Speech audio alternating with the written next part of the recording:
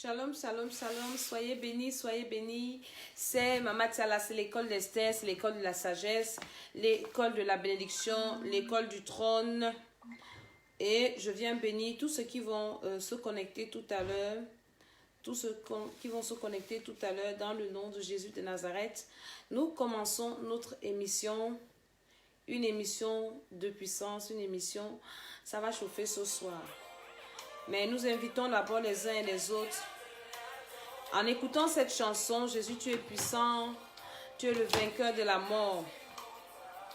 Tu déplaces les montagnes. J'aime bien cette chanson.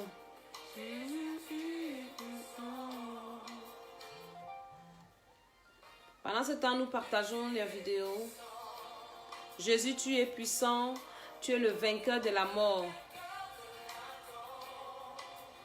Nous invitons les uns et les autres. Nous allons écouter quelque chose aujourd'hui. Nous allons parler également de la famille. Nous allons parler de la mort de Didier Arafat. Nous allons parler de l'importance de prier pour les uns et pour les autres. Donc, nous allons prier aujourd'hui. Et ce sera un moment très fort, un moment très, très important. C'est pour ça que je vais inviter quelqu'un à partager cette émission, à inviter encore beaucoup. Parce que ce soir, nous allons partager la parole de Dieu, nous allons prier et nous allons écouter des choses, franchement, des choses importantes. Que le Seigneur bénisse tous ceux qui sont connectés, que le Seigneur bénisse tous ceux qui partagent, que le Seigneur bénisse tous ceux qui vont écouter, que le Seigneur bénisse, au nom de Jésus de Nazareth. Nous partageons la vidéo. Je salue tous ceux qui se connectent, tous ceux qui vont écouter cette émission. Vous allez écouter mon analyse en tant que femme de Dieu. Vous allez écouter ce que j'ai pensé. Beaucoup seront peut-être choqués par le titre. Vous demandez que est-ce que les enfants de Dieu, est-ce que les femmes de Dieu écoutent les musiques païennes? Avant d'être femme de Dieu, avant d'être enfant de Dieu, nous sommes d'abord des êtres humains. Donc nous allons prier aujourd'hui. J'aimerais que nous partageons cette émission massivement. Parce que je sais que le Seigneur va parler à quelqu'un cet après-midi. Le Seigneur va toucher une parole à quelqu'un. Il va répondre à une question qu'une personne se pose. Parce que nous avons été choqués, sans nous mentir, nous avons été choqués par le deuil de Didier Arafat. Tout le monde a été choqué, franchement. Je ne sais pas pourquoi ça a touché tout le monde comme ça. Moi, personnellement, ça m'a touché. Et c'est pour ça que j'en parle. Parce que c'est pas normal qu'un jeune, nous tous nous sommes des jeunes, même si aujourd'hui nous parlons de Dieu, on n'est pas vieux. On ne sait pas seulement Dieu quand on est vieux. On sait Dieu dans sa jeunesse. J'aimerais que quelqu'un me partage cette émission. Le vainqueur de la mort. Alléluia, alléluia. Je bénis le Seigneur pour tous ceux qui sont là. Après cette retraite qui a été un peu fatigante, au lieu de me reposer, il fallait encore recommencer à parler parce qu'on a besoin de la parole de Dieu. On ne se repose pas. Le repos, c'est quand nous quittons la terre. Alléluia. Quand nous quittons la terre, c'est là où il y a le repos. Tant qu'on est sur la terre, il n'y a pas de repos. Tant qu'il est sur la terre, le combat continue. Donc nous devons inviter encore les uns et les autres. Inviter encore beaucoup de personnes qui doivent venir écouter cette émission. C'est important. Je sais qu'il y a beaucoup qui doivent venir écouter cette émission. Il faut que tu invites quelqu'un, il faut que tu appelles quelqu'un qui viendra écouter cette émission. Je sais que ça va bénir une personne. Ça va bénir une personne, ça va bénir quelqu'un. Alléluia. J'aimerais vraiment qu'on écoute cette adoration. Jésus est le vainqueur de la mort. Jésus est le tout-puissant. Il est le Seigneur des Seigneurs. Toi qui as encore peur de la mort, là, viens m'écouter l'émission aussi. Envoie cette émission à quelqu'un. Je vais parler de la mort aujourd'hui.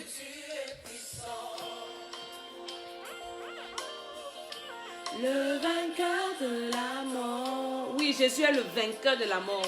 On ne doit pas avoir peur de la mort. Jésus a vaincu la mort. C'est de ça que je parle tout à l'heure. C'est important. La mort nous fait peur. La mort nous fait trembler. Je vais dire à quelqu'un ce que c'est que la mort. Jésus, tu es puissant. En passant, je bénis tous ceux qui sont connectés. Je bénis le Seigneur parce qu'on a passé des moments forts dans sa présence le week-end passé. dans une retraite spirituelle, forte en enseignement, forte en délivrance, forte en révélation. Le Seigneur a parlé à son peuple, il a parlé à ses enfants. Il y en a qui sont devenus enfants de Dieu pendant la retraite. C'est ça le but principal de nos retraites spirituelles, faire des enfants de Dieu.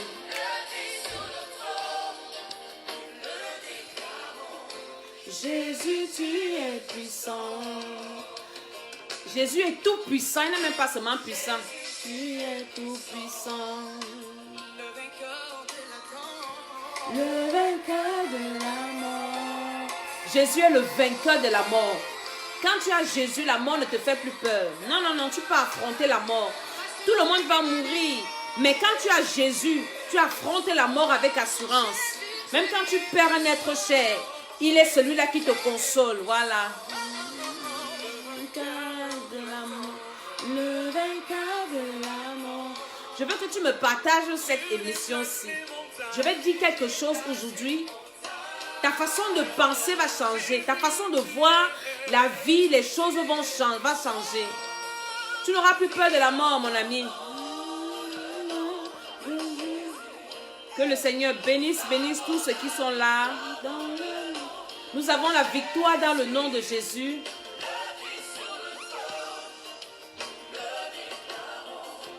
Jésus, tu es puissant. Le seul homme qui est mort, qui est ressuscité, il s'appelle Jésus-Christ de Nazareth. Il est mort, 3 jours après, le gars s'est réveillé. Je n'ai pas encore entendu que quelqu'un s'est ressuscité sur la terre-ci et il n'est plus remort.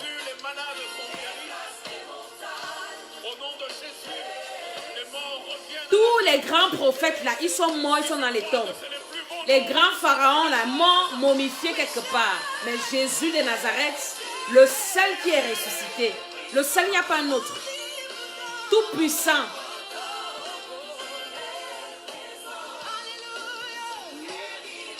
Il guérit les malades. Jésus, tu es béni.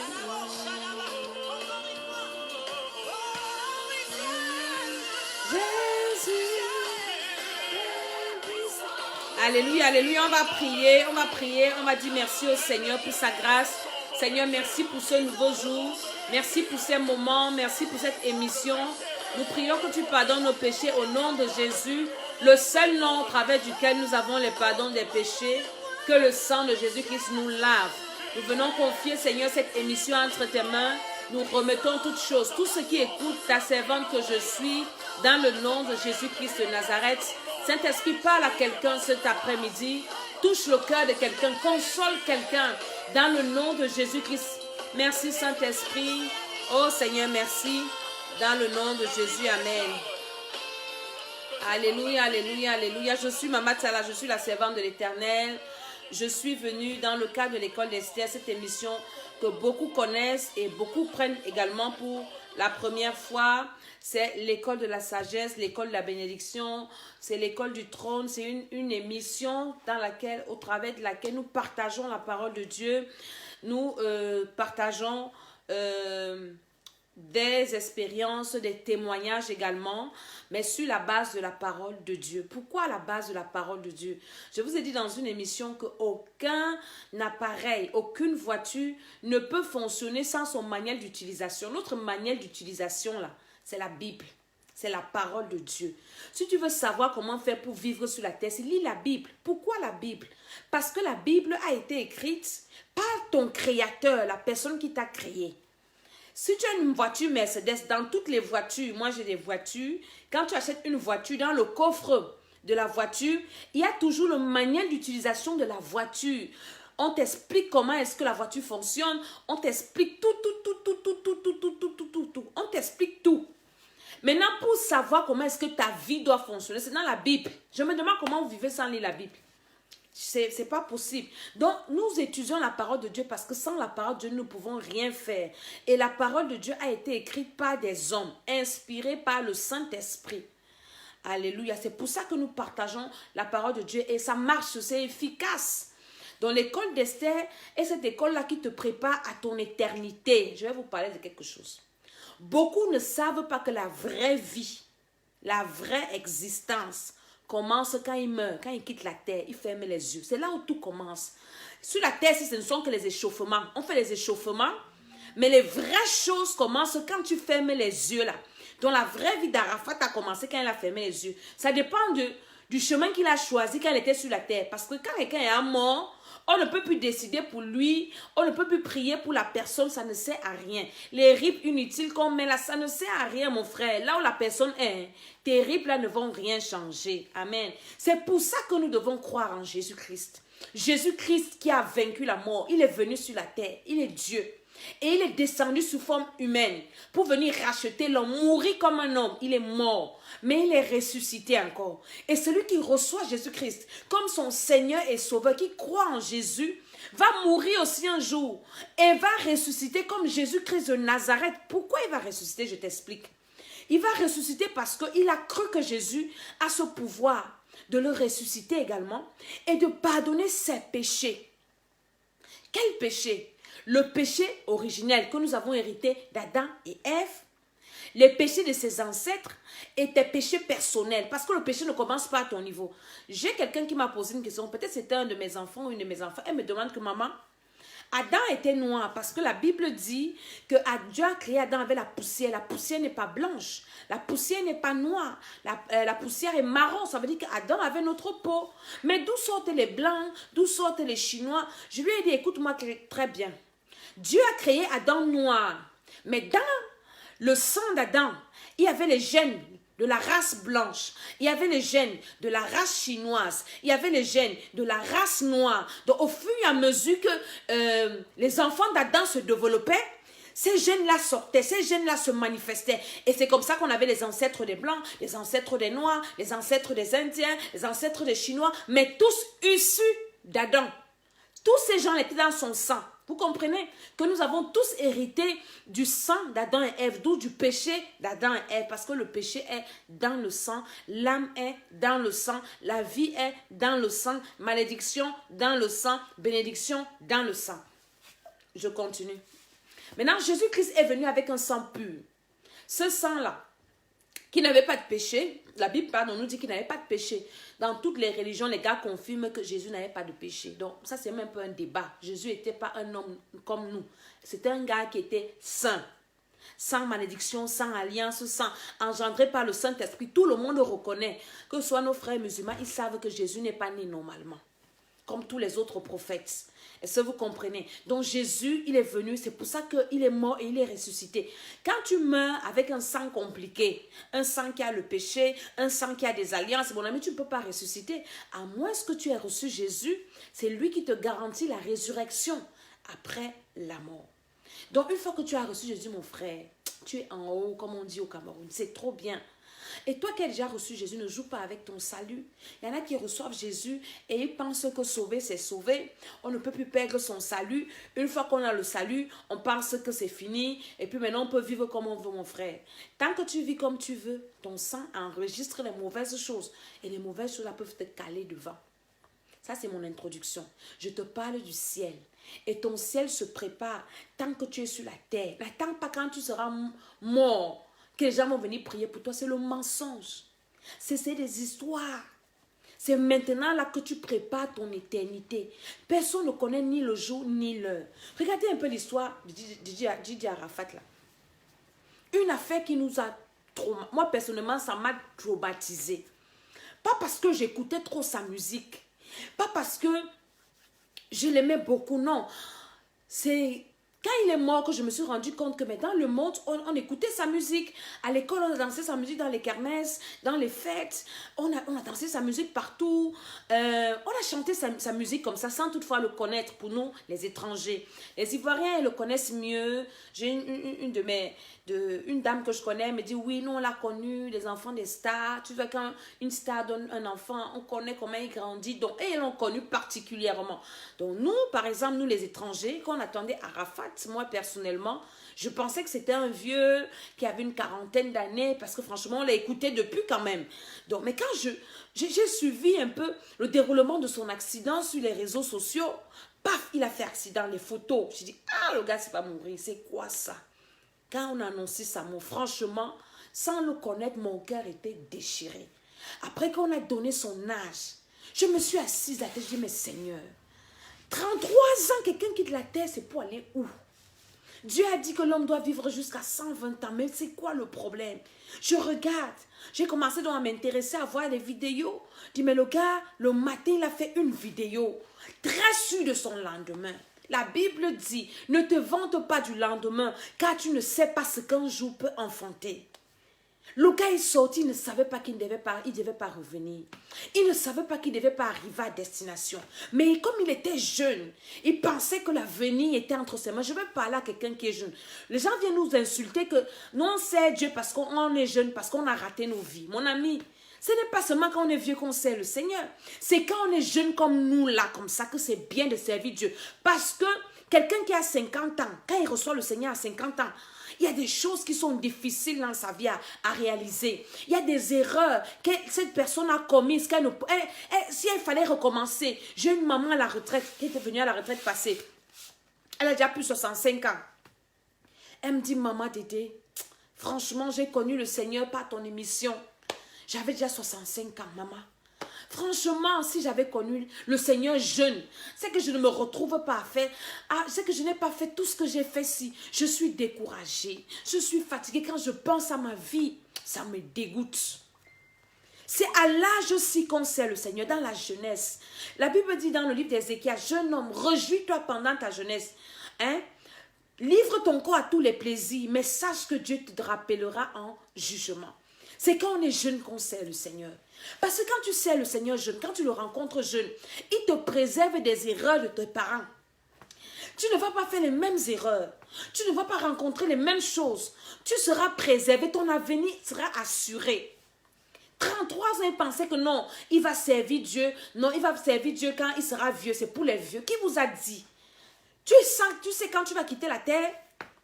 Tu sais quand tu vas quitter la terre? 33 ans, mon ami, 33 ans comme ça. Qu'est-ce qu'il n'a même pas fait? Moi, j'ai des petits frères qui ont presque le même âge. Je me suis assise, j'ai commencé à pleurer. Et je me suis un peu mise à la place de sa mère, mon ami. C'est là où j'ai commencé à voir tout ce qu'on raconte sur sa mère. Comment est-ce que sa mère se plaignait de lui. Et de prime abord, quand tu écoutes l'un sans écouter l'autre, tu peux condamner l'un ou l'autre sans avoir écouté. Mais j'ai écouté les deux. J'ai écouté comment la maman pleurait. Comment la maman se plaignait de son fils. Et je commençais à poser des questions. Mais pourquoi un enfant comme ça peut se comporter mal envers sa mère? J'ai failli juger l'enfant sans avoir écouté. Après, je me suis abstenue parce que ce genre de choses, on connaît quand même. Après, je suis partie écouter maintenant l'enfant quand il parle de sa mère. Je me suis assise et j'ai commencé à prier Dieu. J'ai dit, Seigneur, la famille. Le diable attaque la famille. La Bible dit que ce sont les parents qui doivent enterrer les enfants. Mais quand un parent enterre un enfant, mon ami, que sa mère soit ange ou démon, ça fait mal. Parce que mettre un enfant au monde, c'est pas facile. C'est pas facile d'accoucher. Oh. Élever un enfant, c'est pas facile. Tu finis d'élever un enfant, il devient comme il est. Ou c'est toi qui l'as élevé, mais quand même, il a grandi. Au lieu maintenant de te réjouir que maintenant, il va aussi grandir, il va t'amener des petits-fils et tout. Et c'est là où il meurt. Toi, tu vas enterrer l'enfant. Moi, j'ai vu ma grand-mère enterrer ses enfants. Je ne veux pas être à sa place. J'ai imaginé, je ne peux pas savoir exactement la douleur de cette femme, mais j'ai imaginé sa douleur. Que tu as accouché ton enfant et tu l'enterres. Et j'ai commencé après, je dis, Seigneur, accorde-nous la grâce. Nous qui sommes des mères. Parce que moi, je suis une maman dans la chair, une maman spirituelle, une maman dans tous les sens. Je dis, Seigneur, apprends-moi à être une mère. Parce que ça s'apprend. Parce que quand on écoute comment il se plaignait de sa mère était ci, sa mère était ça, hein? On va dire que la mère était mauvaise. Mais peut-être la maman, il y avait des choses qui l'avaient échappé. Pareil pour l'enfant. Parce qu'une mère ne donne à son enfant l'éducation qu'elle a reçue aussi. Par exemple, je prends un peu le cas de ma mère qui est décédée. Hein, alléluia. C'était une femme brave, une femme courageuse, une femme qui, franchement, elle était créative. Elle était toujours en train de réfléchir. Elle n'était pas paresseuse, elle était toujours en train de travailler vite, vite. Donc quand elle préparait, vous n'allez jamais mourir de faim. Et on n'avait jamais dormi affamé. C'était quelqu'un qui faisait des choses vite, vite. Vous comprenez? Ça, c'est ce que ma mère, elle avait reçu également peut-être de sa mère.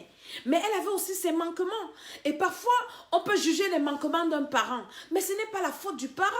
Hein? Le parent te donne que ce qu'il a reçu. C'est pour ça que j'ai commencé à prier, dire Seigneur, tu vas nous aider. Tu vas nous aider à devenir des bonnes mamans, à devenir des bons enfants. Parce que toi aussi, tu peux être un enfant et tu peux aussi avoir des manquements. Et ces manquements-là, c'est pour ça qu'on vous parle de la parole de Dieu. Parce que quand nous regardons la mort de ce gars, ça vient de tous les côtés. Et ceux qui l'ont maudit, et la mère qui pleurait, et son comportement lui-même, et tout ça, tout ça, tout ça. Les gens qui ne l'ont pas aidé autour, les gens qui étaient à côté de lui, peut-être seulement pour son argent, sans lui dire la vérité. Mais quand il est mort maintenant, tout le monde veut montrer qu'on l'aimait. Quand il vivait, vous étiez ouf. Où sont les hommes de Dieu qui veulent aller ressusciter quelqu'un qui est mort? Quand il était vivant, pourquoi Dieu ne t'avait pas parlé d'aller lui prêcher l'évangile, qu'il devienne un enfant de Dieu? Et le talent qu'il avait, il pouvait chanter pour le Seigneur. Vous n'allez pas aimer les gens quand ils sont morts, arrêtez ça. On aime les gens quand ils sont vivants. C'est pour ça que je viens te parler de la famille, mon frère. La famille, c'est quoi? Tu dois aimer ta famille. La famille, c'est le père, la mère, les enfants, les frères, les soeurs, les cousins, les cousines. Il y a la famille nucléaire, qui est le père, la mère, les enfants. Maintenant, le père sort d'une famille, la mère sort d'une famille, et ils vont se retrouver dans le mariage. Ça, c'est la famille. C'est quoi cette histoire que vous aimez seulement les gens quand ils sont morts? Hein? Aimez les gens quand ils sont vivants. Aime ton mari quand il est vivant. Aime ta femme quand elle est vivante. Pourquoi tu vas seulement pleurer? Moi, j'ai vu quelqu'un pleurer quand sa femme ou son mari est mort. Je ne pouvais pas imaginer que la personne pouvait pleurer la personne là. Mais quand la personne vivait, il fallait voir les misères qu'elle lui faisait vivre. On n'aime pas les gens quand elles sont mortes. Parce que ton amour, ta haine, ça ne va rien changer. Ta pitié, tes messes, tes ripes, tes ceci. J'ai vu les gens enterrer les gens avec les chaussures, ça ne sert à rien. Enterrer les gens avec l'argent, ça ne sert à rien. Aimez les gens quand ils sont vivants. Aimez les gens quand ils sont vivants. Arrêtez de faire des choses. Tu es né dans une famille. Tu n'arrives pas à aimer tes enfants. C'est quand elle va mourir que tu vas l'aimer. Tu n'arrives pas à aimer ton père ou ta mère. C'est quand ton père ou ta mère va partir. Quand l'amour va commencer, c'est difficile. Ceux qui n'ont jamais perdu les êtres chers ne savent pas de quoi je parle. Mais quand tu as perdu un être cher, c'est compliqué. C'est comme si tu sens un vide. Et tu vois la personne partir. Elle paraît pas.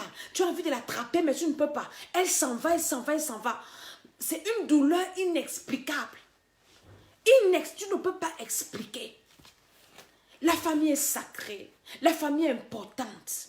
Tu dois apprendre à aimer tes gens. À aimer tes gens. À montrer ton amour. À ton mari, à ta femme. Maintenant, pas quand elle va mourir. Il y a des personnes. Tu arrives peut-être dans une famille. Tu épouses un homme, tu épouses une femme. Vous faites les problèmes tous les jours. Tous les jours. Et le diable profite. Parce que le diable a la haine contre la famille. Il a commencé par attaquer la famille d'Adam et Ève au jardin d'Éden parce qu'il sait que la famille est la base de la société. La famille est le noyau de tout. C'est à partir d'une famille que nous sommes sur la terre. Et on ne choisit pas sa famille, écoutez-moi très bien. Personne ne choisit sa famille. On n'achète pas le père à la boutique. On n'achète pas la mère à la boutique. Mais tu peux choisir ton conjoint, tu peux choisir ta femme, tu peux choisir ton mari. Mais tes parents, tu ne peux pas les choisir. Le sang qui coule dans tes veines, là, tu n'as pas choisi d'avoir ce sang-là. Est-ce que vous comprenez? On ne choisit pas sa famille. On ne choisit pas ses parents. C'est Dieu qui permet qu'on tombe dans une famille. Ce sont les manipulations. En fait, on a vu ça à la retraite qui est passée ici. Hein? Parce que ta venue sur la terre peut être influencée même avant ta conception. En bien ou en mal. Je ne sais pas de ça que je parle aujourd'hui. Mais je veux dire à quelqu'un qu'on ne choisit pas sa famille. Même si ton père est fou, aime ton père comme il est. Ta mère est folle, aime-la comme elle est. Ta mère a ses manquements, aime-la comme ça. Hein? Ton père a ses manquements, aime-le comme ça. Ton enfant est bizarre, mais toi tu es parent, tu peux encore conduire l'enfant selon Dieu. C'est pour ça qu'on doit connaître le Seigneur. Parce que nos enfants, parfois, c'est vrai qu'il y a des enfants, on éduque bien, mais ils finissent toujours par devenir des enfants bizarres. Hein? Mais parfois, les enfants, c'est le reflet de nous-mêmes. On conçoit un mais, c'est le reflet de nous-mêmes. Quand tu observes un enfant, comme j'ai ma petite là, Elle n'a même pas 1 an. Mais quand je vois l'enfant là agir, elle a appris tout ça où? Elle bagarre, elle fait ceci, elle discute les choses là-bas, elle croque les gens. Elle est franchement... Demain que l'enfant s'est appris ça quand? Hein? Elle est née avec, c'est dans son sang. Elle n'a pas demandé à ce que ça vienne en elle. Et c'est pour ça que la Bible dit que l'enfant laisse déjà voir, par sa conduite, si ses œuvres seront bonnes ou mauvaises. Maintenant, toi qui es un parent qui connaît la parole de Dieu, quand tu regardes l'enfant, tu sais déjà que l'enfant s'y sera comme ça. Maintenant, tu commences à diriger. C'est pour ça que la Bible continue en disant, instruis. Donc, ça commence d'abord que l'enfant laisse voir, parce que c'est dans son sang. Après, ça continue que instruis l'enfant selon le chemin qui va suivre, hein, le chemin de la vie, et ne va pas s'en détourner. Est-ce que vous comprenez? C'est très important. C'est très important. Occupe-toi de tes parents. Vous comprenez, il y a des parents qui ne sont pas exigeants. Moi, par exemple, mon père ou ma mère, quand elle vivait, tu donnes 10 000 qui égale à 15 €.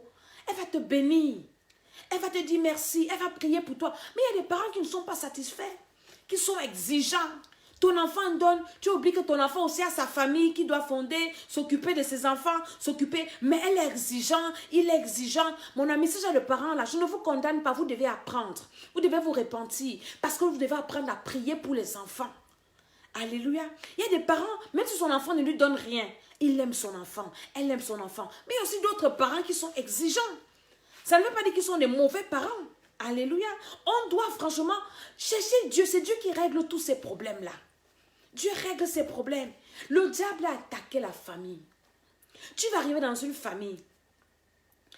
J'avais vu dans une porte un jour dans mon quartier où j'habitais en Afrique. Devant la porte, quelqu'un a mis devant la porte de sa maison.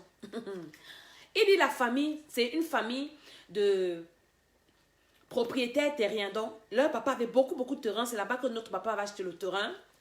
Et ils vendaient les terrains. Et après, quand le papa est décédé, ils ont commencé à se battre pour les terrains. Ils ont commencé à se déchirer pour chacun. Et puis, ils ne s'entendaient pas. Des frères de même père, même mère. Ils ne se parlent pas. Ils ne s'entendent pas. Des ennemis jurés à cause du terrain. Les enfants du frère ne traversent pas la route pour aller chez l'autre frère. C'est la guerre à cause du terrain, à cause de l'argent. Et un a mis sur sa porte que la famille est une association, il a mis une plaque, que la famille c'est une association d'ennemis condamnés à vivre ensemble. Ça c'est un païen. Mon ami, on est né dans la même famille, on est condamnés à vivre ensemble. Tu dois prier pour ta famille. Pourquoi? Pour le salut de leurs âmes. C'est pour ça que vous devez recevoir Jésus-Christ. Toi qui as déjà reçu Jésus, tu es dans une famille. Je ne te dis pas, il y en a qui disent, oui, ma famille est sorcière, alors je ne parle plus avec tes noms. Dieu va te demander les comptes. Tu vas parler au ciel pendant que ton frère, même s'il est sorcier, est en train de faire la sorcellerie. Tu n'intercèdes pas pour son âme. Maintenant, s'il a déjà blasphémé contre le Saint-Esprit, parce que la plupart des sorciers ont blasphémé contre le Saint-Esprit, toi tu auras fait ta part.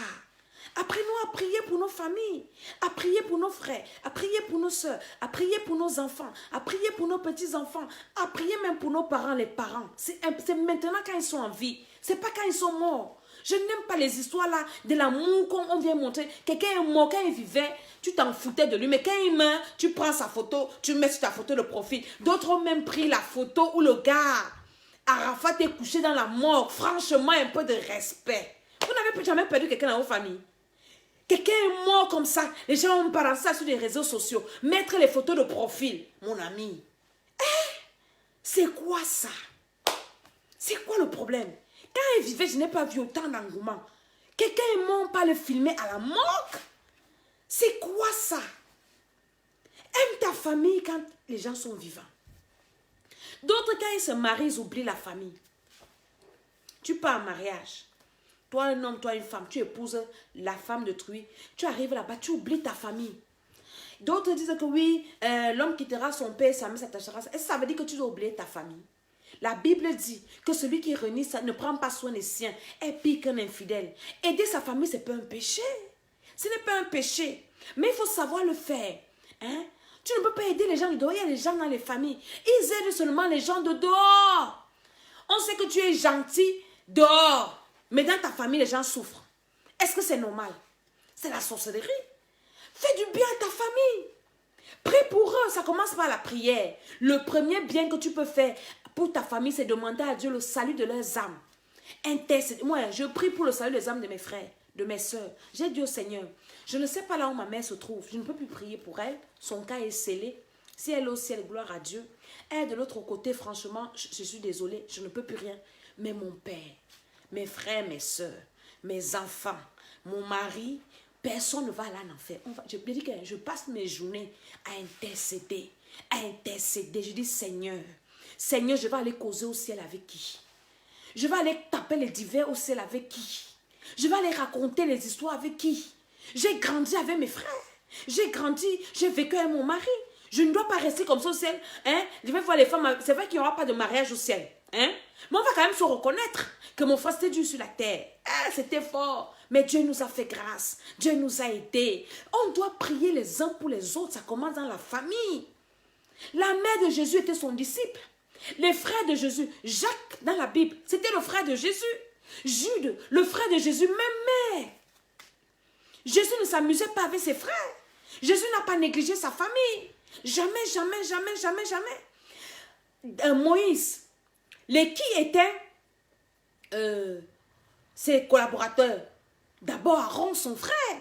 Dieu n'est pas allé prendre un lévite d'une autre famille pour travailler avec Moïse. Hein? Il a pris son frère Aaron. La même famille. Ne néglige pas ta famille. Je ne suis pas d'accord des gens qui disent que oui, oui, une femme est venue en mariage, elle s'occupe de sa famille. Elle va s'occuper de qui?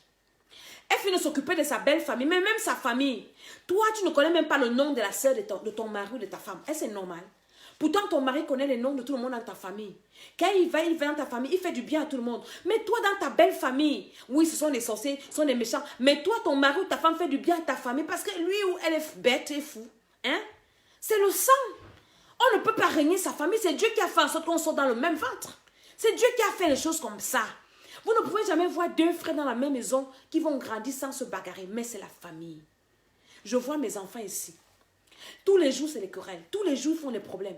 Mais dès que tu as donné un bonbon à une personne, il va courir, aller partager petit aux autres. Les autres vont aussi courir. Maman, oui, donne-nous aussi. Mais l'autre, elle a rien donné. Tu ne me dis pas que ne pas donner à tes frères, mais tu lui dis comme ça, il va aller donner à ses frères. Mon ami, prenons soin de notre famille, de nos familles. Prie pour tes frères. Prie pour tes soeurs. Ce n'est pas parce que tu es marié à un homme, on va dire que oui, elle est venue seulement pour s'occuper de sa famille. Mais si tu t'occupes de ta belle famille, c'est normal que tu t'occupes de ta famille. Hein? C'est normal. Est-ce que c'est un péché de s'occuper de sa famille? Dites-moi un peu. Envoyez-moi les commentaires. Dites-moi si c'est un péché de faire du bien à sa famille. D'autres font du bien seulement aux familles, aux mamans des gens. Dans ta belle famille, tu aimes ta belle-mère plus que ta mère. Qui vous a raconté ça? C'est la sorcellerie. Moi, quand ma mère vivait, je m'occupais de ma mère moi-même. Moi. Et je m'occupais aussi de ma belle famille. Parfois même plus, mais ce n'est pas normal. Vous comprenez? Vous devez faire l'équilibre. Aimez votre famille, aimez votre belle famille. Aimez les familles là où vous êtes. Et l'amour commence par prier pour les personnes là. Demandez au Seigneur, pas pour qu'ils deviennent riches, que Dieu les protège, mais le salut de leurs âmes. Parce que quand tu perds un membre de ta famille qui n'a pas connu Jésus, ça fait mal. Ça fait mal. Tu imagines que ta personne est en train de brûler parce que quelqu'un meurt sans Jésus. Laissez-moi les histoires que les gens racontent là, mon frère. Même si on te fait un grand deuil, c'est compliqué. Tu es parti et tu vas souffrir éternellement. Ça fait mal. Ça fait trop mal. Ça fait mal. Arrêtons ça. Commençons à prier pour nos familles. Prions pour nos maris. Prie pour ton mari maintenant. Ce n'est pas quand il va mourir que tu vas commencer à pleurer, tu vas commencer à l'aimer. Prie pour ta femme. D'autres sont mariés, mais c'est chien et chat. L'homme voit la femme, il veut seulement tuer. Hein? La femme voit l'homme, elle veut aussi seulement tuer. Mais quand une personne va mourir, parce que le diable profite de la division. Quand vous êtes divisé, le diable entre. Vous n'avez jamais vu dans une famille que quand le diable veut frapper, il commence à vous diviser. Les faux problèmes. Le frère ne s'entend pas avec l'autre frère. La femme ne s'entend pas avec le mari. Le diable est en train de chercher à frapper quelqu'un. Faites attention, vous, dans les familles. Ce sont des signes que je vous donne. Si ça commence que vous ne vous entendez pas. Parce que même si vous êtes des enfants de Dieu, si vous ne vous entendez pas, vous n'avez pas les dispositions. Quand tu n'entends pas, tu n'as pas les dispositions à prier pour la personne. Donc le diable vient d'abord, il sème. Si vous vous entendez, il sème la zizanie. L'autre ne veut pas voir l'autre. L'autre ne veut pas entendre parler de l'autre. Vous êtes déjà divisé. Le diable entre. Il vous mélange. Il vous mélange. Vous ouvrez les portes. C'est la colère, c'est la haine, c'est les rancunes. Vous commencez à vous maudire les uns les autres. Vous commencez à vous haïr. C'est chacun qui cherche à souhaiter le mal de l'autre. Satan est en train de jouer le ndorchi dans vos têtes. Après, paf, il tape. Quelqu'un est mort. Regardez dans les familles où il y a toujours les divisions. Il y a la mort. La mort entre. La mort. Moi, quand je vois déjà la division, quelque part dans ma maison, dans ma famille, en tant que servante de Dieu, je m'arrête. Je dis, Satan, tu ne vas pas m'utiliser, je suis debout. Je sais que tu veux prendre quelqu'un, tu ne vas prendre personne. Tu ne prendras personne. Et je fais tout pour apaiser les discordes. Parce que c'est dans la division que le diable frappe. C'est dans les rancunes que le diable frappe. C'est dans la colère. Tu vas voir deux frères, même père, même mère. On te dit qu'ils sont dans le même ventre. Ils ne se parlent pas des années. Des années, vous ne vous parlez pas. L'autre dit que moi, je ne peux jamais te pardonner. L'autre dit, moi, je ne peux pas. Tu m'as fait ceci. Tu as fait combien d'années? Même dans les foyers. Tu vois un homme avec sa femme. Oui, tu m'avais fait ceci en telle année. Maman, c'est écrit comme ça. Tu as le cahier où tu écris tout ce qu'on t'a fait. Maman, le diable est en train de vous manipuler. C'est quand la personne là va mourir que tu vas regretter. Mais il sera trop tard. Tu vas venir mettre les gerbes de fleurs devant sa tombe. Il sera trop tard. Elle sera déjà partie. Évitons la discorde. Aimons nos frères. Aimons nos maris. Aimons nos femmes. Aimons nos enfants. Tant que nous sommes vivants. Est-ce que vous comprenez? Moi, je suis en train de faire un travail dans mon cœur là. J'aime tout le monde. Je commence par ma famille. Avant d'aimer les gens de dehors, j'aime les gens de dedans. Tu as les discordes, que ce soit avec ta belle famille, va faire la paix. Allez faire la paix. Fais la paix dans ta maison. On peut ne pas s'entendre sur certains points, mais pas au niveau où l'un souhaite la mort de l'autre. Parfois, vous voyez un homme et une femme, tu demandes si les gens, si un jour, ils se sont aimés. La haine, les paroles qui sortent de là. Vous pensez que c'est Dieu? C'est l'ennemi. Parce qu'il veut frapper une personne. Il veut prendre quelqu'un. Et la personne, quand il va te prendre, tu as un discorde avec la personne qui est à côté de toi. Dans ta maison, c'est le feu, le feu, le feu, le feu. Mais tu vas aller en enfer. Le diable a sémé la zizanie dans la famille. Donc nous allons commencer un programme de prière pour la famille. Par la grâce de Dieu, on aura encore une retraite spirituelle en novembre. Mais nous commençons à travailler aujourd'hui. À travailler pour prier pour la famille. Je vais faire des vidéos où on reprend le programme pour prier pour les enfants. Parce que ce n'est pas normal qu'une mère, un parent enterre son enfant. Ce n'est pas écrit dans la Bible. Abraham n'a enterré aucun de ses enfants. Ce sont les enfants d'Abraham qui l'ont enterré. Jacob n'a pas enterré un enfant. Ce sont ses enfants qui l'ont enterré. Vous lisez quelle Bible?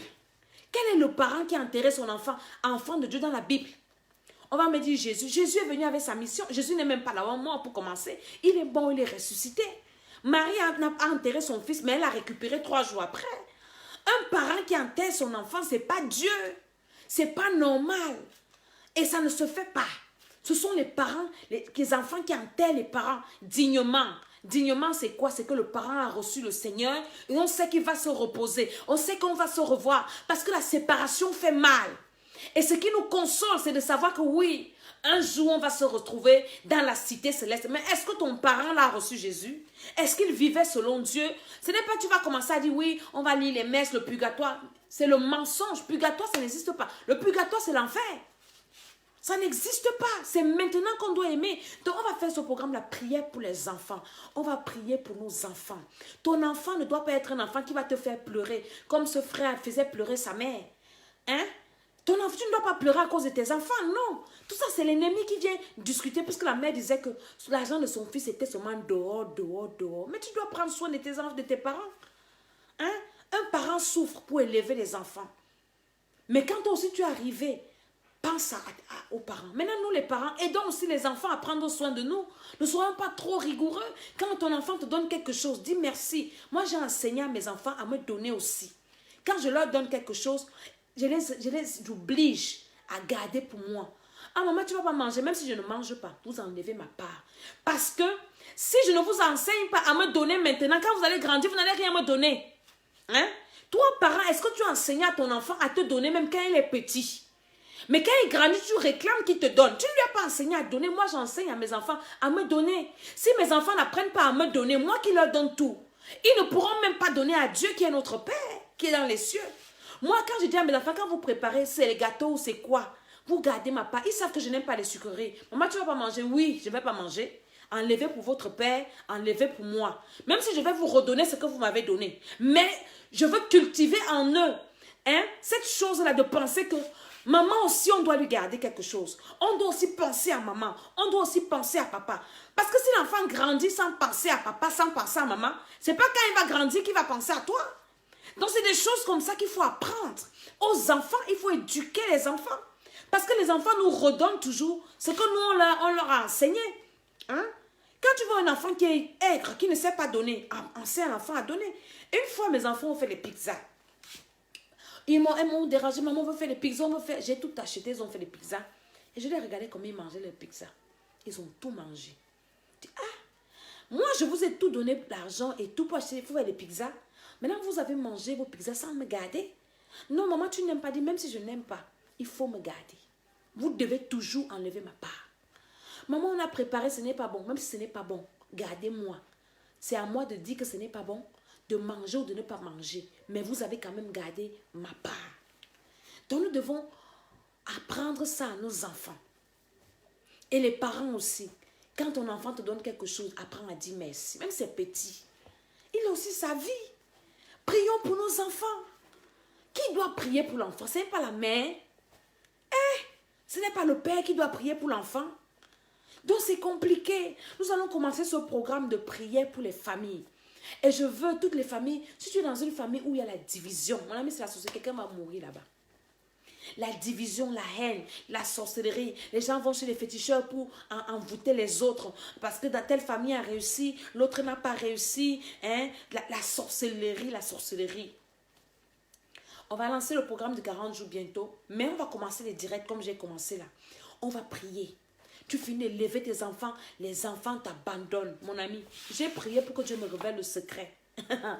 Le secret là, pendant la période où je vais révéler ça à beaucoup de personnes.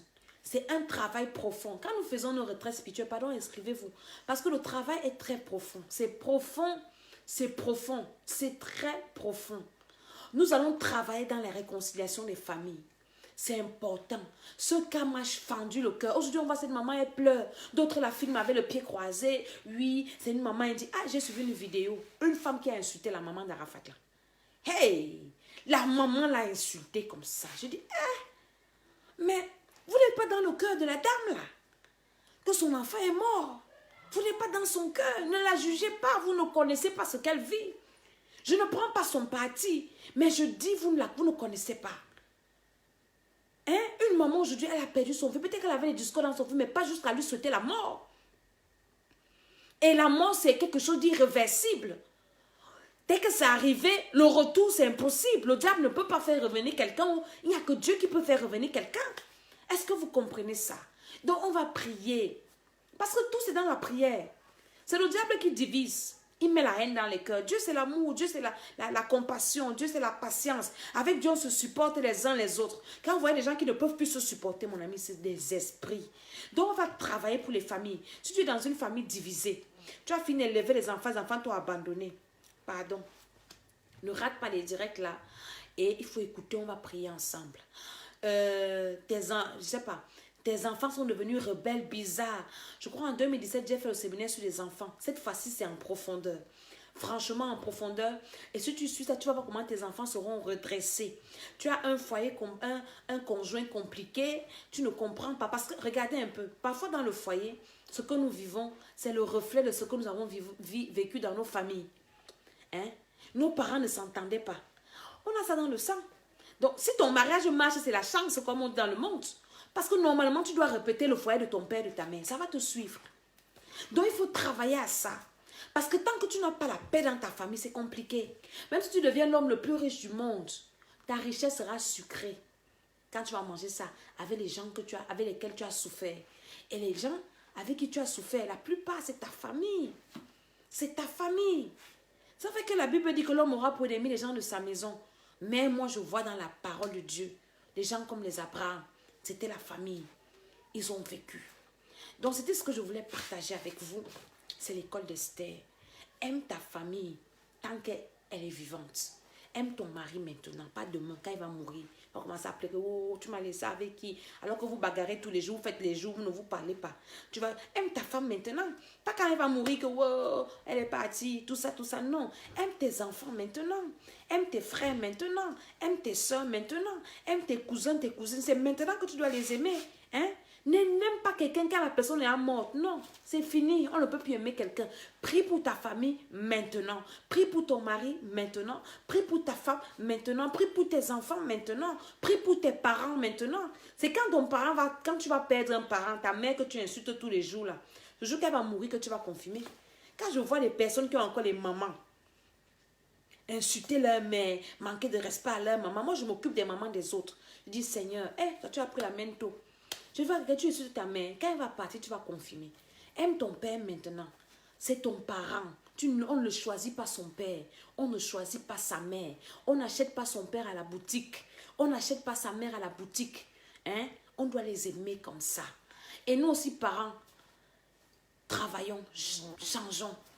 La Bible dit aux parents de ne pas irriter les enfants. Parents spirituels. N'irritons pas nos enfants. Enfants spirituels, parce que la famille, elle est charnelle, elle est aussi spirituelle. Vous voyez? La famille est spirituelle, l'église. Tu as un parent spirituel, un père spirituel, une mère spirituelle. Aime-les. Toi aussi, maman spirituelle, papa spirituel. Aime tes enfants spirituels. Quand les enfants spirituels aiment les parents spirituels, ils prient pour les parents et il y a la paix dans le foyer. Maintenant, quand les parents spirituels aussi aiment les enfants spirituels, ils prient pour les enfants et on a la paix, on est bien. Hein? Mon ami, aime ta famille. C'est ce que je voulais te dire. Abonnez-vous à notre chaîne YouTube Temple des Nations. Il y aura des vidéos là-bas. Temple des Nations YouTube. Et il faut aimer ma page, Mama Tchala, la First Lady. Parce que là-bas également, je vous enverrai des vidéos. Et je vais commencer à parler. Je vous ai fait des publications où j'avais des gros boutons sur mon visage. Franchement, des gros costauds boutons comme ça. Donc, je vais vous donner le secret. Il y en a qui pensent que c'est du bluff. Non, regardez ma face. Je n'ai pas besoin de make-up, tout ça. Ce produit, ce truc-là m'a franchement fini les boutons sur le visage. Et c'est bien. Je vais commencer à parler de ça. Et le direct, je le ferai sur ma page, Mama Tchala, la First Lady. Si tu connais quelqu'un qui a des problèmes d'acné, poussé, franchement, je vais mettre ma main au feu. Parce que moi-même, si tu vois mes photos, ce que j'ai mis là, c'était des photos déjà même passées. Il y a des photos compliquées. Où franchement j'étais traumatisée. C'est-à-dire que je me passais le temps à me filmer comme ça. À chaque minute, je filme ma face, je filme. Je dis Seigneur, ça c'est quoi ça? Mais le Seigneur, il m'a délivré. Donc, c'était l'école d'Esther. La retraite passée était trop bien. La retraite spirituelle, si, que nous allons préparer, par la grâce de Dieu, ça sera au mois de novembre. Commencez déjà à vous préparer. Il faut venir à cette retraite. Parce que pendant ces moments, avant d'avoir la retraite, on commence à travailler. Et maintenant, pendant la retraite, c'est des prières non-stop. On prie. On va prier pour la famille. Je veux des personnes qui ont des troubles dans leur famille. Et vous allez voir comment le Seigneur est celui-là qui réconcilie les familles. Il y croit au Seigneur Jésus-Christ. Tu seras sauvé, toi et ta famille. Pas seul, toi et ta famille. Donc, nous allons commencer à prier. Et bientôt, ce sont les rentrées. On va prier pour les familles. Dimanche également, nous sommes au 8 rue des Gaillards, 95 140, gare les Gonesse. Il faut que tu viennes à l'église. C'est très important. C'est important. Et nous allons prier pour les enfants. Beaucoup de parents souffrent aujourd'hui à cause des enfants qui ont été gâtés. J'ai une dame encore qui m'a appelé hier. Sa fille est sorcière, la fille la fatigue. Sa fille passe autant à la piéger. On a donné la sorcellerie à sa fille, elle est fatiguée. Beaucoup ont des enfants sorciers comme ça sans le savoir. Donc, on va travailler sur ça. Et je vais vous laisser là. Vraiment, envoie la vidéo là à quelqu'un. Prions pour la famille de Didier Arafat. Pas pour lui. Pour lui, son cas est scellé. On ne prie plus pour lui. Là où il est, c'est Dieu seul qui sait là où il se trouve. Où il est avec Dieu, où il est, où c'est son problème. C'est le problème de Dieu. Maintenant, on doit prier pour sa mère. On doit intercéder pour sa mère. C'est compliqué. On doit intercéder pour sa femme. On a dit qu'elle a failli se suicider. Priez pour ses enfants. Priez pour le salut de leurs âmes. On doit prier pour cette famille. La Bible dit de pleurer avec ceux qui pleurent. Les gens sont touchés parce que c'était une star. Tout le monde le connaissait. Vous comprenez? On a dit que oui, quand c'était le chantre là, on ne le connaissait pas. Mais Arafat, même comme il ne chantait pas pour Dieu, on a quand même connu ses chansons. Donc, d'une manière ou d'une autre, on a été affecté par sa disparition. Donc, maintenant, on doit prier pour sa famille, la famille qu'il a laissée. Prier pour sa mère, prier pour Carmel, prier pour ses enfants, que le Seigneur leur accorde la grâce, que le deuil là soit, elle dit qu'au travers de ça, que le Seigneur leur parle. Parce que Dieu passe souvent par des situations pour parler aux uns aux autres, que Dieu révèle leur esprit, qu'ils comprennent que c'est Jésus-Christ de Nazareth qui assure la vie après la mort, qu'ils doivent se confier à Jésus. Il n'y a que Jésus pour les consoler. Ceux qui les connaissent, prions pour ces familles, prions pour ces familles, prions pour ces familles, prions pour la maman de ce garçon. Prions pour ses frères, ses soeurs. Il en a certainement des frères, des soeurs, des proches, des gens qui l'ont côtoyé. C'est pour eux, les vivants, qu'on prie. On ne prie pas pour les morts. Arrêtez-moi, les ribes là, tout ça là. Il n'est pas mort, mon ami. Tu connais là où il est. Prions pour ceux qui sont vivants. Que le Seigneur nous bénisse. À très bientôt.